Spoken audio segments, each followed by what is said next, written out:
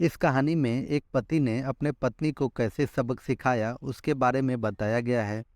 दरअसल एक खुशहाल परिवार था जो कि दिल्ली शहर में रहता था। उस परिवार में पति पत्नी और उनका एक बेटा रहता था। एक दिन पति ने सुबह सुबह अपने पत्नी से कहा कि सुनती हो, मुझे अपने परिवार वालों से मिले हुए काफ़ी वक्त बीत गया है और मम्मी पापा, भाई बहन, भतीजे की बहुत याद आ रही है। तो मैं सोचता हूँ कि उनको कल खाने पर घर बुला लूँ। इस बात को सुनते ही पत्नी ने बात को गोलमाल घुमाते हुए अपने पति का उत्तर दिया कि ठीक है, कल का कल देखेंगे। इस पर पति ने बोला कि तब मैं कल अपने घर वालों को खाने पर आमंत्रित कर रहा हूँ, जिसके लिए तुम अच्छे अच्छे पकवान तैयार रखना। पत्नी ने पति की तरफ गुस्से से देखते हुए कहा कि ठीक है। अगले दिन सुबह काम पर जाने से पहले भी पति ने अपने पत्नी को याद दिलाया कि मैंने अपने पूरे परिवार को खाने पर आमंत्रित कर दिया है, तो तुम उनके लिए अच्छे अच्छे पकवान बनाकर तैयार रखना। इस पर पत्नी ने कोई भी उत्तर नहीं दिया और पति ऑफिस के लिए निकल गया। ऑफिस का सभी काम जल्दी जल्दी खत्म कर पति घर लौटा तो उसने देखा कि उसकी बीवी ने कोई भी खाने की वस्तु तैयार नहीं की है।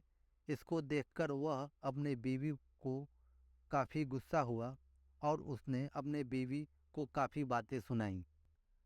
पति ने अपने पत्नी से बोला कि मैंने तुमको कल सुबह ही बताया था कि मैं अपने घर वालों को आज शाम को खाने पर आमंत्रित करने वाला हूँ, फिर भी तुमने कोई भी खाने की वस्तु तैयार नहीं की।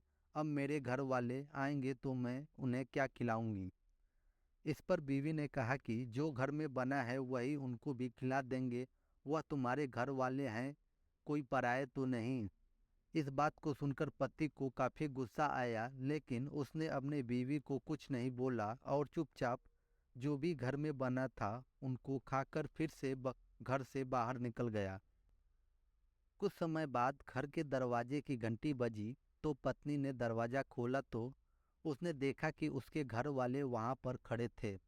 इस पर पत्नी ने बोला कि आप लोग ने मुझे आने से पहले यह सूचना क्यों नहीं दी कि आप लोग आ रहे हैं, तो मैं आप लोगों के लिए कुछ अच्छे पकवान बनाकर तैयार रखती। इस पर पत्नी के पिता ने बोला कि क्या तुम्हें मालूम नहीं था कि हम आ रहे हैं?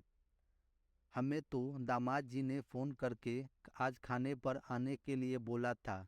यह बात सुनकर पत्नी की आंखें खुले की खुली रह गई। वह थोड़ी दूर जाकर अपने पति को फ़ोन लगाया और बोला कि आपने क्यों नहीं बताया कि मेरे घर वाले खाने पर आ रहे हैं। इस पर पति ने बोला कि मैंने तुमको कल ही बोला था कि मैंने उन्हें घर पर खाने पर बुलाया है।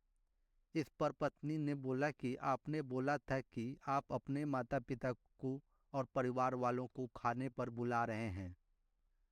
इस पर पति ने अपनी पत्नी को कहा कि मैं तुम्हारे परिवार वालों को भी अपना ही परिवार मानता हूँ और मैं शुरू से ही उनको ही खाने पर बुलाने वाला था।